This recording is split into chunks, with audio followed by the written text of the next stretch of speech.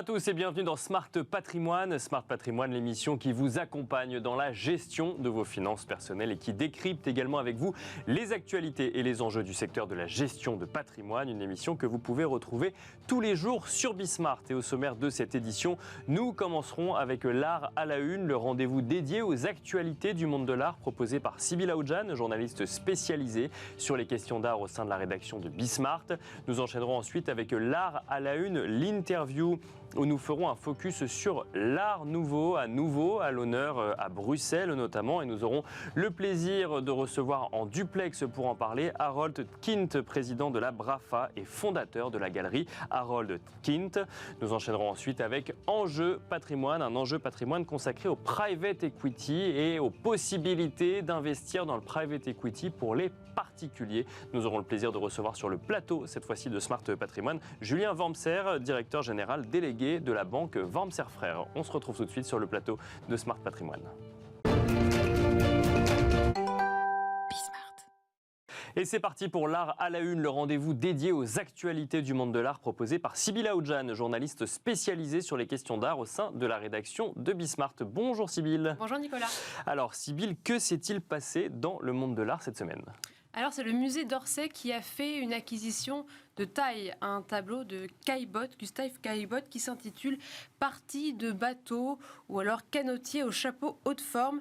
Son acquisition permet d'enrichir considérablement la collection impressionniste du musée d'Orsay. Ce tableau est un élément important de l'histoire de l'art.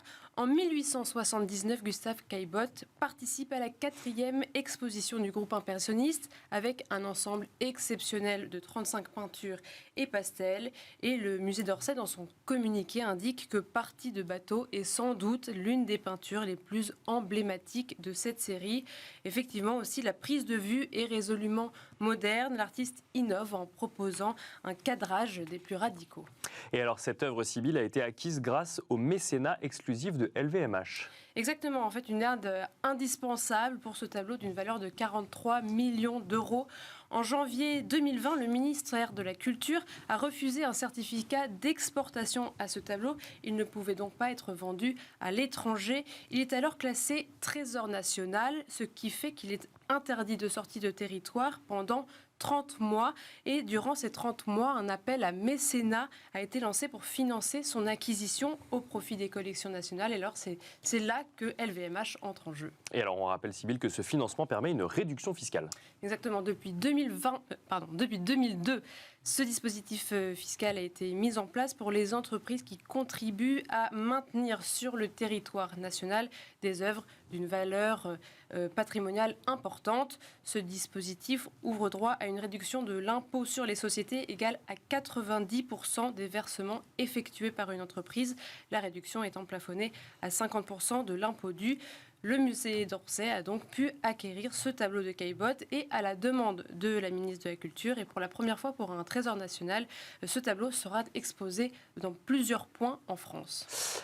On parle énormément dans cette rubrique, Sybille, de restitution d'œuvres d'art et cette fois-ci, vous nous parlez d'un litige qui a été tranché par la justice. Voilà, il est rare que la justice ordonne la restitution d'un tableau. Celle-ci concerne le tableau La Madeleine pénitente de l'artiste néerlandais Adriaan van der Werf.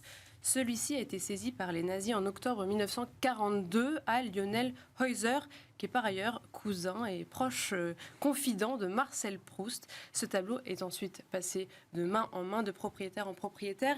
Il a été vendu pour la première fois en 2005 chez Christie's, vendu d'ailleurs 60 000 pounds à l'époque. Ce tableau est ensuite revenu entre les mains de Christie's en 2017 et cette fois-ci, la maison de vente a fait ses recherches de provenance et elle remarque que l'œuvre figure dans le registre des œuvres pillées en France pendant la guerre. Alors Christie's propose de partager les bénéfices de la vente entre le propriétaire actuel et l'héritier, mais cette proposition est refusée. Ce sont les informations du Parisien et du Monde. La bataille judiciaire se termine désormais car la justice française condamne Christie's à verser 10 000 euros aux héritiers de Lionel Heuser et la justice ordonne aussi de lui communiquer l'identité du détenteur actuel du tableau, la localisation de l'œuvre, les ventes, l'historique des ventes et le montant total perçu. Et on continue avec les actualités du monde de l'art cette semaine, Sybille. L'association Aware a dévoilé les 4 femmes nommées pour le prix Nouveau Regard 2023. Oui, ce prix Nouveau Regard qui récompense les femmes artistes en milieu de carrière. Alors ces 4 femmes ont été nommées. Louisa Babary, qui se dit l'héritière d'une histoire politique socialiste qui travaille la mémoire grâce à des collages et des vidéos. Barbara Breitenfellner, artiste berlinoise d'origine autrichienne, qui note ses rêves depuis 20 ans. Elle les sélectionne et puis après on fait des expositions. Cheryl Ann Bolden, elle travaille avec des pièces et des documents originaux qui témoignent de la traite négrière durant les périodes ségrégationnistes et coloniales aux États-Unis et en Europe. Et puis enfin, Bouchra Khalili qui tente de raconter les histoires de personnes exclues de citoyenneté. Elle questionne le monde géographique imposé par une domination coloniale. L'association Aware a réorienté en 2022 son prix afin de mettre en lumière justement ces femmes artistes en milieu de carrière qui sont bien moins soutenues par des aides, des bourses, des salons, etc. Et donc la lauréate de ce prix pourra avoir une résidence à New York en partenariat avec la Villa Albertine, institution culturelle de la France aux États-Unis. Merci beaucoup, Sybille, pour ces actualités du monde de l'art. Et nous avons le plaisir de recevoir ensemble en duplex Harold Kint. Bonjour Harold Kint. Bonjour à vous. Vous êtes le président de la BRAFA, vous êtes également le fondateur de la galerie Harold Kint. Si je reviens sur la BRAFA, sa 68e édition se tient cette année du 29 janvier au 5 février 2023 et l'art nouveau sera à l'honneur cette année, l'art nouveau qu'on a pu découvrir ou connaître en architecture pour ceux qui ont fait des études d'architecture. On peut peut-être commencer par redéfinir ce que c'est que cet art nouveau qui était à l'honneur, si je puis dire, à la fin des années 1890 jusqu'à 1914 à peu près. Comment est-ce qu'on définit cet art nouveau qui revient sur le devant de la scène aujourd'hui, Harold Kint ? Alors, je ne sais pas s'il y a une véritable définition de l'art nouveau.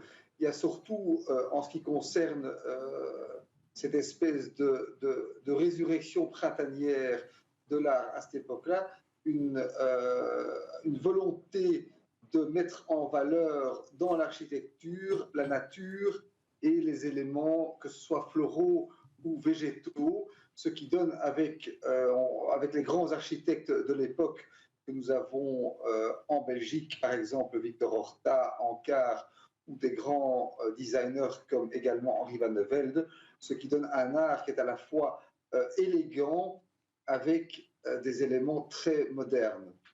Et pourquoi vous avez voulu le mettre à l'honneur cette année particulièrement ? Est-ce que c'est un retour qu'on apprécie aujourd'hui particulièrement ? Il y a deux choses. D'abord, Bruxelles a toujours été connue comme étant une des capitales européennes de l'art nouveau qui était extrêmement active à la fin du 19e siècle concernant cet art.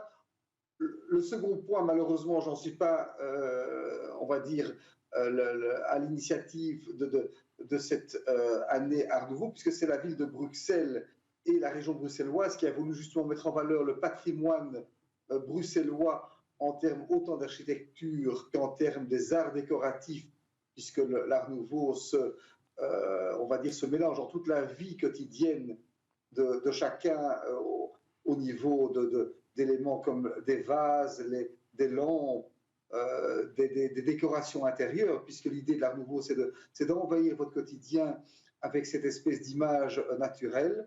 Eh bien, la ville de Bruxelles a voulu mettre ça en valeur et nous nous sommes dit que c'était l'idée pour la BRAFA, la grande foire, à la fois de proposer aux visiteurs qui souhaitent voir la foire, mais d'aussi découvrir à Bruxelles les quelques chefs-d'œuvre qui sont à leur disposition et qu'on peut visiter. Et justement, à la BRAFA, est-ce qu'il y a certaines œuvres qu'on peut acquérir qui seraient intéressantes pour un collectionneur ?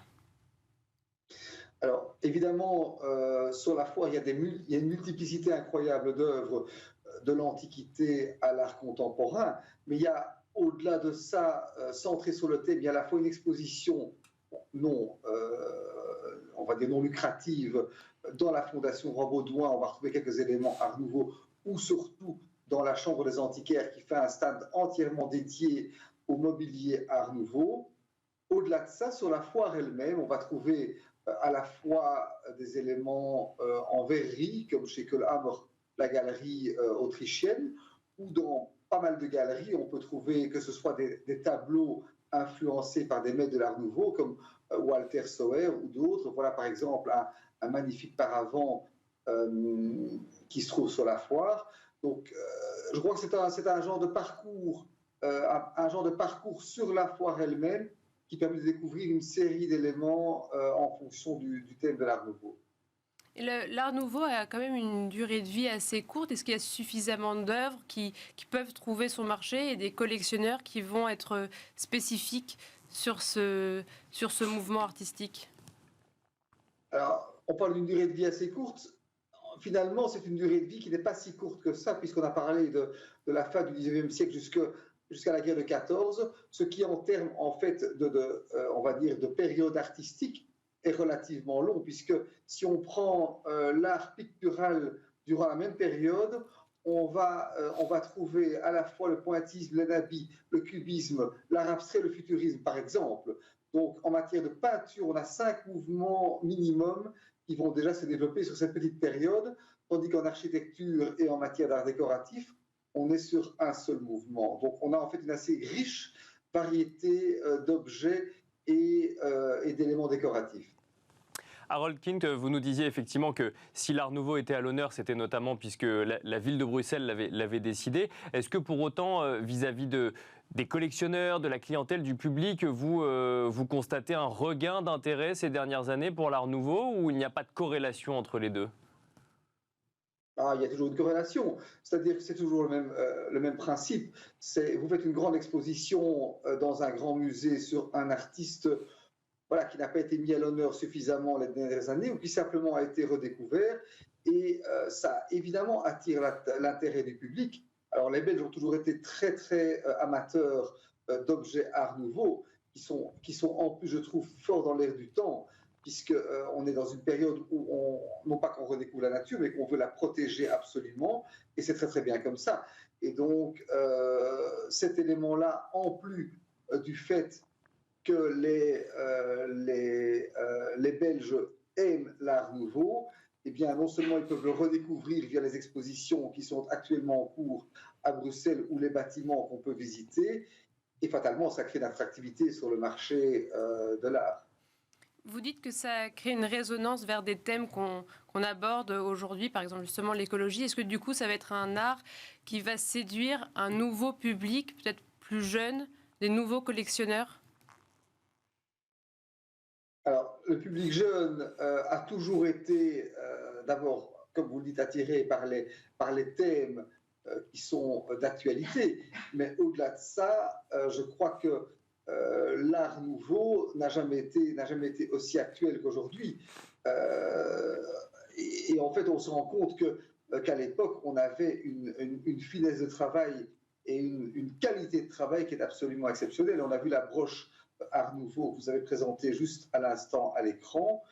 Il faut savoir que cet objet fait quelques centimètres de longueur avec des cloisonnements en or et en émail. C'est juste un chef-d'œuvre au niveau de l'Art Nouveau. Et en termes de prix, est-ce que c'est possible quand on est dans la jeune génération de collectionner cet art ou alors ça va être encore assez inaccessible? C'est un art qui est au contraire, je pense, extrêmement accessible pour toutes les bourses. Alors, on n'est pas obligé d'aller vers non plus seulement les grands artistes, que ce soit Horta van de Velde. Il y a des éléments architecturaux, ne fût-ce que, par exemple, j'ai vu des lampes Art Nouveau en bronze pour quelques centaines d'euros. Je ne dis pas sur la foi, mais en général, on peut trouver pour des budgets de quelques centaines à quelques milliers d'euros des objets d'une qualité extraordinaire. Et ça peut être un dessin Art Nouveau d'un joli artiste bien mis en valeur. Ce sont des objets d'art absolument magnifiques. Harold Kint, je le disais en introduction, cette foire, donc la BRAFA, se tient du 29 janvier au 5 février 2023 à Bruxelles. Elle a donc déjà commencé. Est-ce que vous pouvez nous expliquer un petit peu comment elle se passe? Est-ce que vous avez un premier ressenti sur la BRAFA 2023? Alors, c'est vrai que en ouvrant nos postes de télévision, on n'a pas toujours l'optimisme le plus extraordinaire aujourd'hui. Eh bien, à la Brafa, c'était plutôt l'inverse. On a une espèce de, on va dire, de renouveau, puisqu'on change d'endroit. On est passé à Brussels Expo, qui était un défi en soi, puisque le bâtiment était nouveau pour nous. On a donc 30% de surface en plus. On revient sur un rythme classique avec près de 130 exposants. Et je dois avouer que depuis jeudi, c'est l'enthousiasme général à tous les niveaux. Les clients sont absolument suffoqués par la décoration intérieure. Les galeries, alors je disais la première fois, j'ai eu absolument aucune critique, que ce soit en organisation ou sur la présentation. Je crois qu'une visite s'impose et ça me semble être la plus belle édition qu'on ait jamais réalisée à Bruxelles depuis sa création. Et il me semble d'ailleurs que le tapis de la Brafa est inspiré de modèles dessinés par Victor Horta, c'est ça? Absolument. Donc on a été voir le musée Horta à Bruxelles et ils nous ont prêté différents dessins et motifs créés par l'architecte Victor Horta qui ont été dupliqués sur le tapis en forme de mosaïque et ça donne un effet absolument sublime dans la décoration intérieure. Merci beaucoup Harold Kint. Je rappelle que vous êtes président de la Brafa mais aussi fondateur de la galerie Harold Kint. Merci. Je rappelle que la Brafa se tient jusqu'au 5 février prochain à Bruxelles. Merci également Sybille Aoudjan, journaliste spécialisée sur les questions d'art au sein de la rédaction de Bismart. Et merci à vous. On se retrouve tout de suite dans Enjeu Patrimoine. Et nous enchaînons à présent avec Enjeu Patrimoine, un enjeu patrimoine consacré à l'investissement en private equity pour les particuliers. Nous allons nous demander ensemble quelle part investir en private equity dans son épargne globale. Une question que nous allons poser à Julien Wormser. Bonjour Julien Wormser. Bonjour. Bienvenue sur le plateau de Smart Patrimoine. Vous êtes directeur général délégué de la banque Wormser Frères. On va commencer peut-être par évoquer cette banque familiale indépendante, une des rares qu'il reste en France aujourd'hui. Elles sont de moins en moins nombreuses. Quel est l'historique un petit peu de cette banque Wormser Frères pour présenter à ceux qui ne connaissent pas? Bien sûr, donc c'est vrai qu'on n'est plus très nombreux, donc à être restés purement familiaux et indépendants. Donc mon frère et moi, on la dirige et on est de la 4e génération. D'accord. Donc la banque a un assez long historique puisqu'elle date de 1936. Mmh. Voilà, et donc le métier, c'est une banque privée. D'accord. Donc l'enjeu, c'est d'accompagner nos clients sur l'aspect patrimoniaux. Alors que ce soit des familles, bien sûr, mais aussi des entrepreneurs, des professionnels de l'immobilier, des spécialistes du conseil et de la finance. Et l'idée, c'est d'apporter un accompagnement global sur le plan patrimonial, en amont avec le conseil en ingénierie, déplacement bien sûr sur toutes les classes d'actifs, que ce soit du côté, du non-côté de l'immobilier. Et enfin, quand il y a besoin, des financements, c'est le métier de la banque. Et là, ça peut être soit dans la sphère personnelle, soit dans la sphère professionnelle, les deux étant souvent intimement liés. Alors le non-côté, on va en parler, mais effectivement, vous avez une vision donc globale de l'investissement. On commence cette année 2023 avec des questionnements sur l'inflation, avec des questionnements sur le niveau des marchés financiers, des questionnements sur les futures hausses de taux des banques centrales. Quel est le sentiment un petit peu que vous avez sur, justement sur le potentiel ou non d'investissement des épargnants français ou des gens que vous avez accompagnés? La période actuelle est compliquée. Effectivement, on voit beaucoup d'incertitudes. Ce qui est intéressant, c'est que sur le private equity, historiquement, ce sont des moments où la classe d'actifs a plutôt tiré son épingle du jeu. D'accord. Des moments de forte inflation ou des moments où justement d'incertitude sur le reste du climat économique? Exactement. Je crois que ce qui est important de retenir, c'est que c'est de l'investissement long, donc sur des cycles où on a le temps de mener les projets. Je rappelle que c'est de l'investissement dans les entreprises, donc dans l'économie réelle, et donc le tout accompagné par des gérants qui sont très sélectifs à l'entrée dans le choix des entreprises, et ensuite qui sont capables de les accompagner et donc de surmonter des crises. Donc, si je comprends votre raisonnement, c'est dans un contexte un peu incertain, aller financer directement l'économie réelle quelque part, c'est une assurance d'un peu moins de variation, de cours ou d'un peu moins d'incertitude sur ces investissements? Absolument. Je dirais que la classe d'actifs a cet avantage qu'elle est moins volatile. Et ça, c'est prouvé historiquement. elle est plutôt résistante en période de creux. D'accord. Donc on pense, nous, que ça peut être un timing intéressant, même s'il faut rester vigilant et toujours lisser l'effort d'investissement. Donc nous, on pense que c'est la régularité qui prime. Et alors justement, avant de parler de régularité, quelle part investir de son épargne en private equity ? Là, le débat est ouvert. Moi, j'en viens, donc forcément, je suis sensible à cette classe d'actifs qui plus est plus performante que les autres. Pour autant, il faut toujours respecter un équilibre dans un portefeuille. Alors en France, on est un peu en retard sur les États-Unis, donc il faut que ce soit une part raisonnable. On regarde toujours avec nos clients aussi s'ils ont une appétence particulière pour la classe d'actifs. Donc une part raisonnable et définir peut-être effectivement en fonction de chacun. Mais alors la vraie question, c'est comment trouver les entreprises. Parce qu'effectivement, vous dites que le private equity est peut-être plus performant que d'autres classes d'actifs. Encore faut-il investir sur les bonnes entreprises, celles qui savent résister dans des périodes un petit peu plus compliquées. Comment est-ce qu'on sélectionne ces investissements private equity ? C'est une excellente question, qui plus est dans cette période qui est un peu chahutée. La première considération, c'est de choisir les secteurs qui sont les plus résilients, d'accord, ouais. Surtout en période de crise. Et les secteurs les plus résilients, début 2023 par exemple, ce sont lesquels ? Là, on peut citer concrètement la santé, la tech, l'éducation. D'accord. Ouais. Donc des secteurs pérennes sur le long terme. Il ne faut pas oublier non plus de considérer l'impact, qui est souvent aussi gage, là aussi, de résilience. Donc ça, c'est potentiellement les secteurs. D'accord. Ensuite, il faut regarder au plan microéconomique, et donc entreprise par entreprise. Et là, c'est intéressant, puisqu'il s'agit de sélectionner les entreprises les plus solides. Or, on vient de passer un peu l'épreuve du feu, avec, comme on le disait, un climat macro très compliqué. Et donc, en fait, celles qui ont passé le cap, pour des raisons un peu structurelles, sont forcément celles vers lesquelles se tournent les investisseurs. Là, selon vous, l'épreuve du feu est passée. Il n'y a pas de risque encore pour les entreprises. Je parle d'entreprises dans lesquelles on aurait envie d'investir, hein, bien sûr, mais la période 2022, enfin j'ai envie de dire même de 2020 à 2022, c'est une période suffisamment longue et suffisamment incertaine pour considérer que les entreprises qui ont résisté sont suffisamment solides ? Il y a quand même eu beaucoup d'événements et je pense que vous l'avez bien relayé. Donc, en tout cas, ça donne une bonne indication. Je crois qu'on a mis un peu à l'épreuve ces entreprises sur notamment leur capacité à répercuter des hausses de prix. Donc ça, ce sont des analyses qu'on fait en amont sur le positionnement stratégique.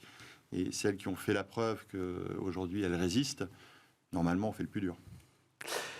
Donc ensuite, on peut effectivement décider d'investir en private equity. Donc vous nous avez évoqué la façon dont, selon vous, effectivement, on sélectionne les entreprises. Au sein de la banque Wormser Frères, du coup, ensuite, concrètement, comment est-ce qu'on investit en private equity ? Comment est-ce que vos clients investissent en private equity ? Alors, il y a un élément essentiel.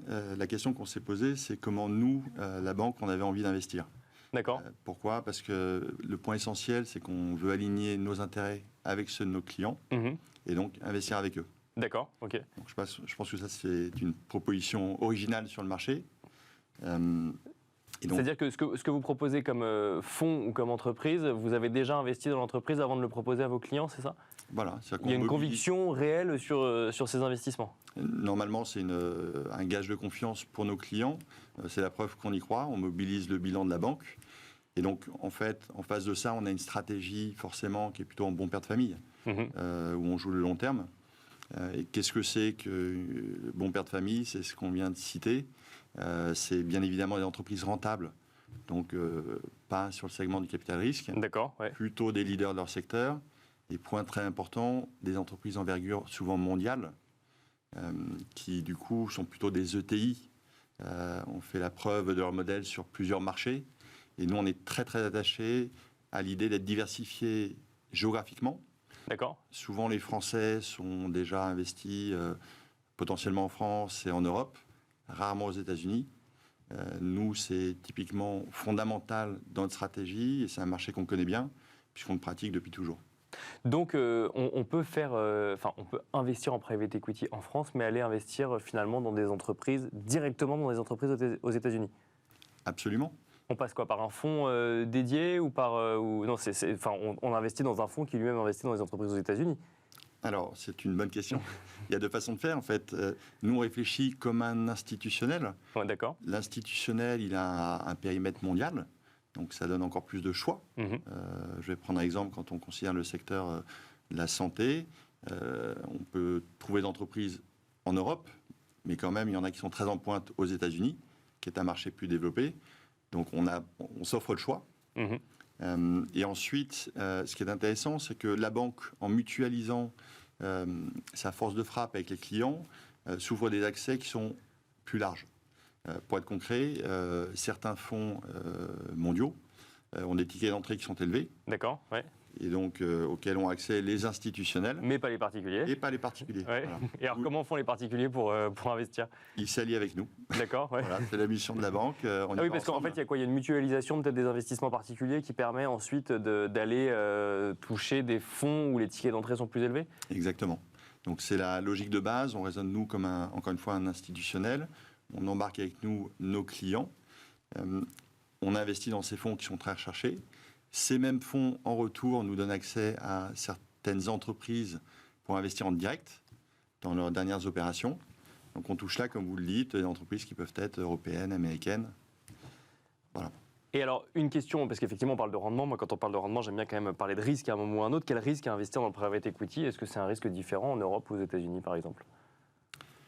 Comme on se le disait, les entreprises sont mondiales, souvent en tout cas celles qu'on cible nous, donc elles sont exposées à différents marchés. Les risques, il y en a toujours. C'est une classe d'actifs qui est certes moins volatile, mais qui est illiquide, donc sur du temps long. Je crois que la clé, c'est d'être très très discipliné, comme on se l'est dit. Il y a un autre aspect qui est important, c'est que historiquement, la classe d'actifs est très rentable. Je mettrai un petit bémol. On a des écarts types qui sont très très différents selon les gérants. D'accord. Encore plus que sur d'autres classes d'actifs. Donc il faut bien les choisir. Ça, c'est le premier aspect. Oui, c'est pas parce que la moyenne est élevée que tout fonctionne bien sur cette classe d'actifs, c'est ça? C'est exactement le cas.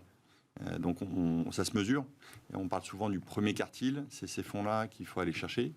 Ça tombe bien, nous on les connaît. Et donc ils ont des performances historiques meilleures. L'autre point dont je n'ai pas parlé, qui me paraît essentiel, c'est que c'est une classe d'actifs qui a un inconvénient, c'est qu'elle a des frais qui peuvent être importants. D'accord.